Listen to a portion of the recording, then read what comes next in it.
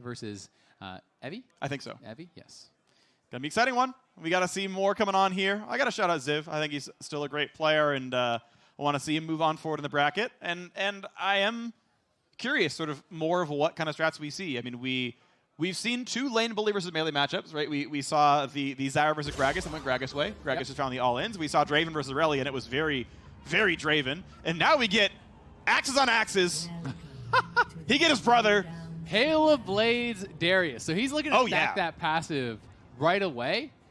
This is actually something that I think, you know, in a full-on all-in, Olaf should win. If Olaf, especially because there's no flash on Darius, if you can stay on top of him, without Darius actually hitting the Q on the outside for that heal and bonus damage, I don't think that's an all-in you should win.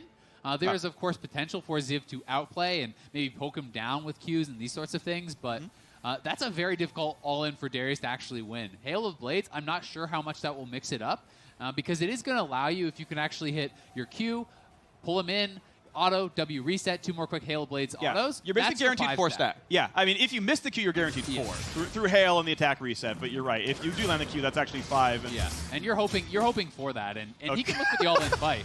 Well, there's the autos, right? And there's 4 stacks right there. Yeah. So that's going to be painful. And I'm always concerned when I'm a drain tank, like I'm Olaf, I'm trying to heal, and I have to deal with Darius, ult threshold, and the ignite for the healing reduction. I'm always so afraid of that. It is very, very scary. But at the same time, if you can, you know, be full health and get in on top of that Darius, especially if you can have your Conqueror kind of stacking up a little bit. Remember, the Conqueror duration is very long now. If you can kind of poke him with some axes, get that going, you know, in an extended fight, it becomes incredibly powerful. And it's an interesting set of items that we actually see here on Evi. He doesn't have any health potions. So it actually looks like he may be building towards like a Glacial Shroud or something. This could perhaps be like a Righteous Glory or something. He could be going a completely different direction, and maybe it's just a Glacial plus a Phage and build towards a Black Cleaver plus a Glacial, because, you know, that is a pretty efficient item, that Glacial Shroud. Yeah, I'm trying to play like what do the components all go into? Outside of the longsword, it all goes into Righteous. Could be Phage plus Glacial. That's what I'm going to guess, because I think Righteous isn't actually that good for a full-on all-in. Yeah. It's not like he even has Flash to escape you, so you're going to be just slapping each other and fighting it out. Yeah. Yeah, I think raw health is a really good stat overall. Keep in mind, Darius gets free armor pen through his E, and he's got true damage on the ultimate and the ignite, so armor is a little bit devalued in the matchup. So definitely want to see health as the tank stat primarily. It means, you know, Triforce or maybe a Black Cleaver. Cleaver's unlikely. Yeah, I think the mana, you know, the Glacial Shroud is mana CDR is pretty important.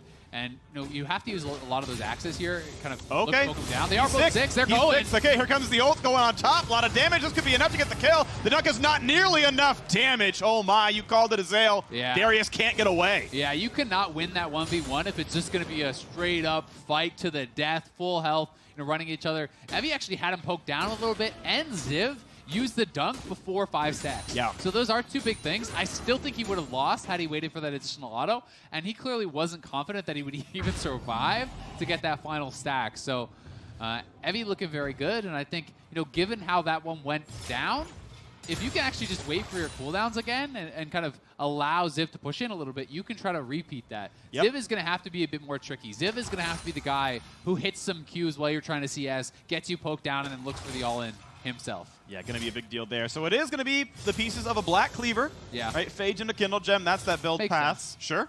You could definitely hit, you know, Black Cleaver plus Glacial. You could even do Black Cleaver plus Tabbies and just have the Mana Crystal because you wanted a little bit of mana. Maybe that was the idea there.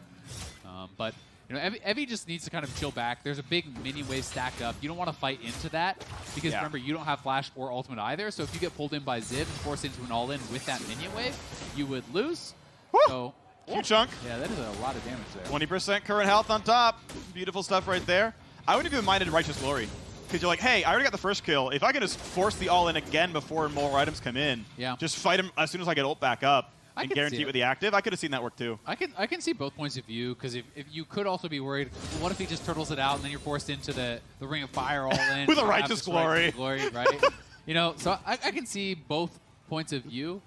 Plus, honestly, it shouldn't be that hard to force an all-in. If Darius' wave is pushing and you hit one axe, You press R and run. You're running him down. He can't actually flash away. There's no way to deny the potential all-in unless he just wants to stay max range and never CS again. It's not going to work too well for you. No, I don't think. You have to actually get the CS to get the comeback gold. You got to knock down the cannon. At least the cannon. The cannon is the important one. You can see the first turret plate has like 300 health on it. Evi's at least in local gold range. He's at... Yeah, okay, he got plate gold, looks like.